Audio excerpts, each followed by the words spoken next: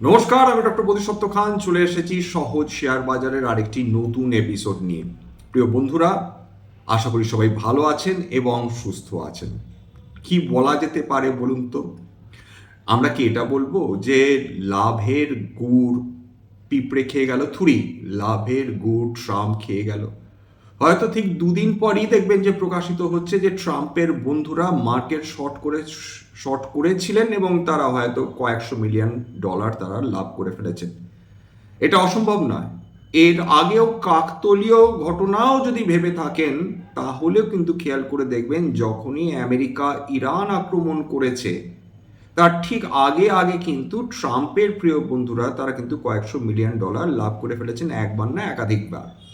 Cryptocurrency মার্কেটে তো খেলা হয়েছে, শেয়ার বাজারেও খেলা চলবে বা চলছে। অন্তত ট্রাম্প যতদিন তিনি থাকছেন তার রাজপাট নিয়ে ততদিন ভারতীয় তথা গোটা বিশ্ব শেয়ার বাজারের স্বস্তি বা শান্তি পাওয়া যাবে কিনা সন্দেহ।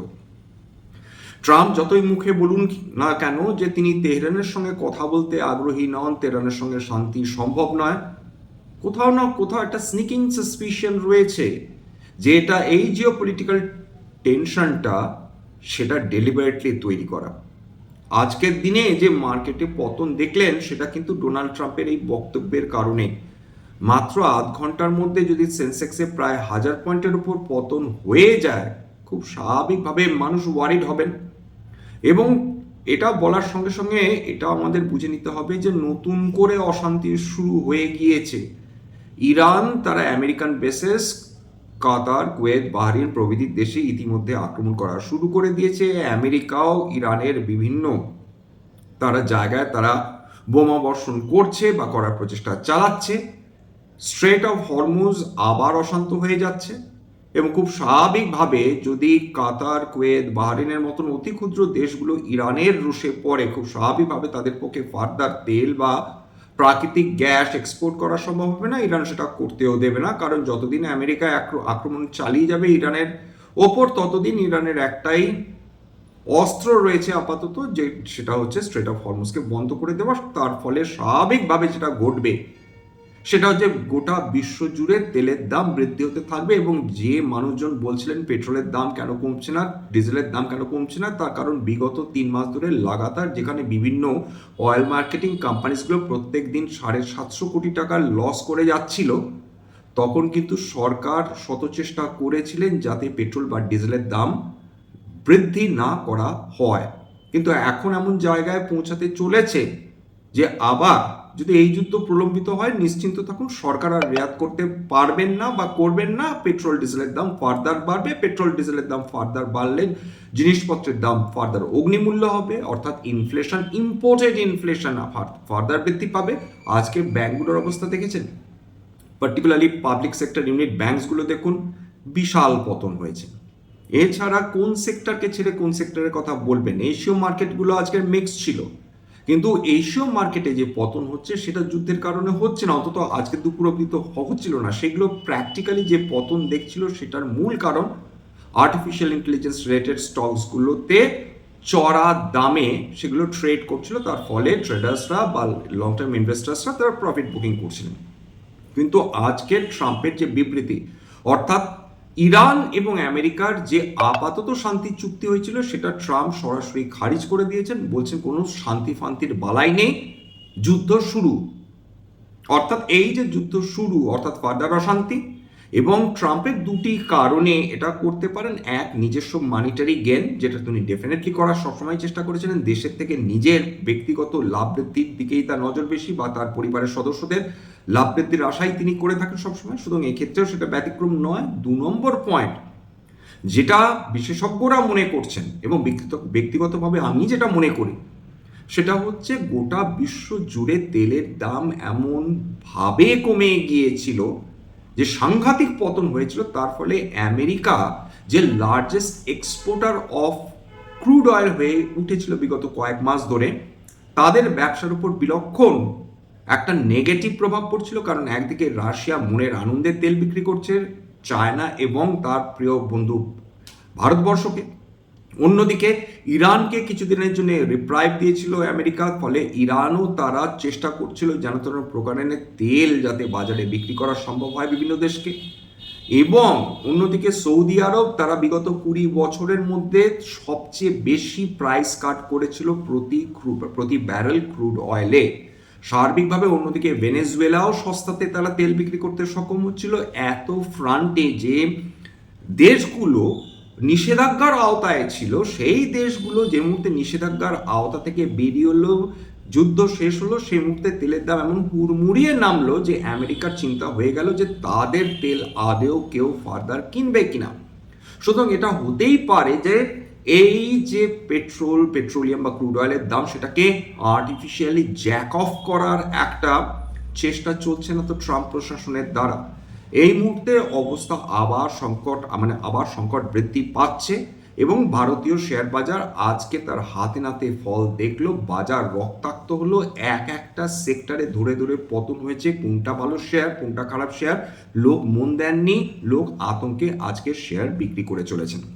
এবার ক্রুড অয়েল এবং ব্রেন্ট ক্রুডের দামের দিকে নজর দিন। সকালের দিকে তো 6% বেশি বৃদ্ধি হয়েছিল ক্রুড অয়েল এবং ব্রেন্ট ক্রুড। লাস্ট ট্রেড হওয়ার যে ডেটা, সেখানে ব্রেন্ট প্রায় 5% উত্থান নিয়ে ট্রেড করছিল, প্রায় $78 কাছাকাছি পৌঁছে গেছে।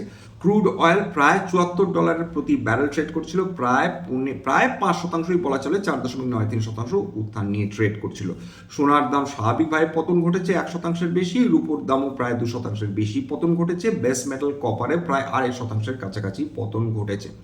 এই মুহূর্তে যেটা দাঁড়াচ্ছে যে যতক্ষণ না আমেরিকা বা ইরানের মধ্যে ফার্দার কোনো অন্তত আপাত সন্ধি হয়, ততক্ষণ নিশ্চিন্ত থাকুন।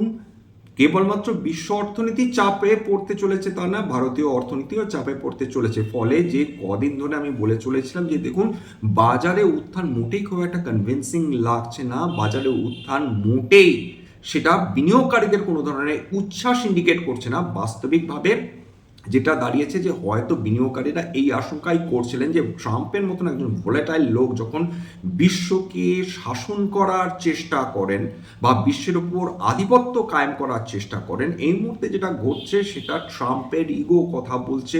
ইরানের সঙ্গে যুদ্ধে গুহারান হেরে গিয়ে ট্রাম্পের একটা যে করে হোক মান সম্মান বাঁচানোর চেষ্টা চলছে, এইটুকুনি বলা যেতে পারে। অন্যদিকে ভারত আমেরিকার যে দ্বিপাক্ষিক বাণিজ্যিক চুক্তি হওয়ার কথা, সেটাতে এখন আমেরিকা জাহাপনারাই চেষ্টা করবে যে করেই হোক ভারতের বর্ষের ওপর যাতে প্রেশার বৃদ্ধি করা যায়, যাতে এই জুলাইয়ের মধ্যে ভারত আমেরিকা দ্বিপাক্ষিক চুক্তি সম্পাদিত করা সম্ভব হয়। সেইটা এবার ভারতবর্ষ করবে কিনা সেটা তো $1 বিলিয়ন প্রশ্ন, কারণ এখানে কয়েকশো $100 বিলিয়ন পারস্পরিক ট্রেডের কথা উঠছে তখন ভারতবর্ষ কি খুব সহজে এই ট্রেড এগ্রিমেন্টের মধ্যে দিয়ে যাবে আমরা কেউ জানি না আপাতত। এই মুহূর্তেতে সব শান্তির আশাতে জলাঞ্জলি পড়লো, এইটুকুনি বলা যেতে পারে। এবং আজকের এশীয় মার্কেটগুলোর মধ্যে নিক্কেই প্রায় 1.5%, কসপি 5.5% পর পতন, জাকার্তা প্রায় 2%-এর কাছাকাছি পতন, তাইওয়ান আজকে সামান্য পজিটিভ 8%, হ্যাংসেং ভালো রিটার্ন দিয়েছে 2.65%। অন্যদিকে ইউরোপীয় মেজর মার্কেটসগুলোর মধ্যে ফুটসি প্রায় 1%-এর কাছাকাছি পতন, ক্যাক প্রায় 2.25%-এর কাছাকাছি পতন, ড্যাক প্রায় 1.65%-এর কাছাকাছি পতন দেখিয়ে ফেলেছে। আজকে সমস্ত ইন্ডাইসেসগুলো দেখুন তো কোনটা ছেড়ে কোনটা বলবেন।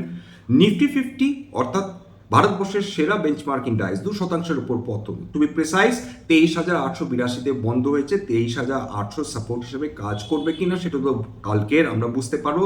আজকের রাতে যদি ফার্দার ইরান আমেরিকার যুদ্ধে এসকালেট করে 23,800-কে সাপোর্ট করতে পারবে কিনা নিফটি, সেটা একটা বড় প্রশ্ন ডেফিনেটলি থেকে যাচ্ছে। এছাড়া বিএসসি সেন্সেক্স 2%-এর উপর পতন, নিফটি ব্যাংক 2.5%-এর কাছাকাছি পতন, নিফটি আইটি সেটা তো পতন দেখেই চলছিল, নতুন করে কিছু বলার নেই, আজকেরও 1.37% পতন। নিফটি অটো 2.23% পতন। অর্থাৎ যেগুলো রেট সেন্সিটিভ সেক্টর, যেগুলো ইন্টারেস্ট রেট বাড়ার আতঙ্ক থাকলে সেগুলোতে পতন আসার সম্ভাবনা বেশি হয়, সেগুলোতে আজকে পতন ঘটেছে।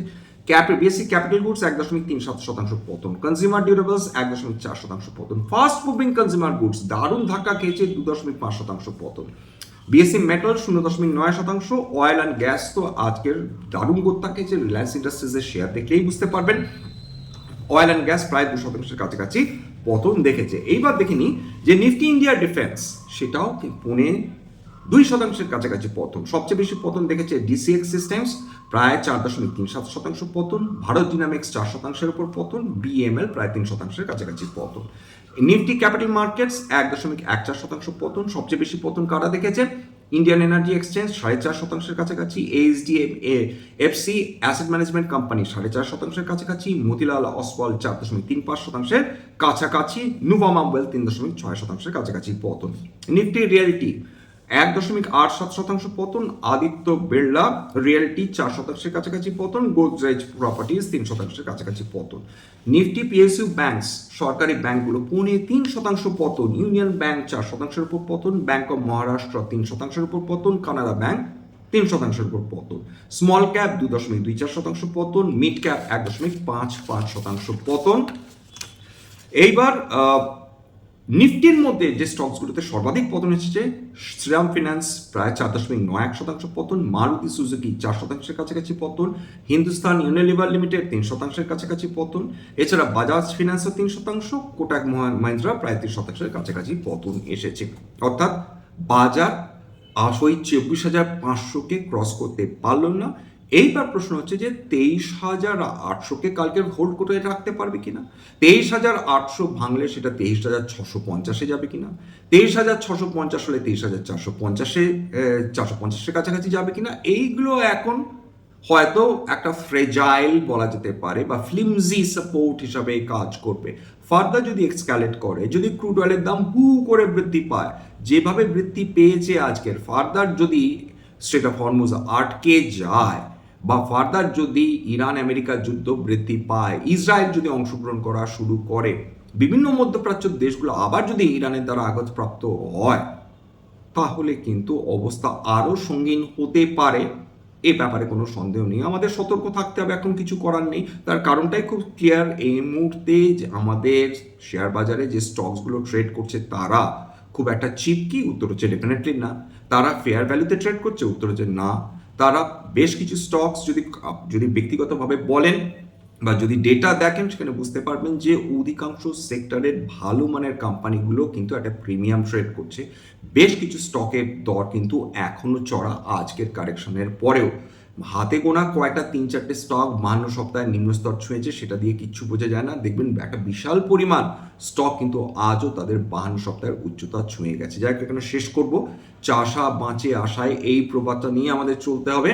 এখানে শেষ করছি। স্ট্যান্ডার্ড ডিসক্লোজার যে কোম্পানিগুলো নিয়ে আলোচনা করলাম, হতে পারে তার মধ্যে কয়েকটা কোম্পানিতে আমার বা আমার পরিবারের ভেস্টেড ইন্টারেস্ট থাকলেও থাকতে পারে। ভবিষ্যতে যদি নতুন করে কিনি বা বিক্রি করি, আগাম বিজ্ঞপ্তি দিয়ে কিনতে বা বিক্রি করতে পারবো না। স্ট্যান্ডার্ড ডিসক্লেমার, এটা কেবলমাত্র একটা এডুকেশনাল চ্যানেল। বাঙালি বিনিয়োগকারীদের ইনভেস্ট অ্যাওয়ারনেস বৃদ্ধির জন্য এখানে কোনো ধরনের কোনো শেয়ারের buy sell recommendation, suggestion, advice এমনকি ইনফ্লুয়েন্স করার প্রচেষ্টা নেই।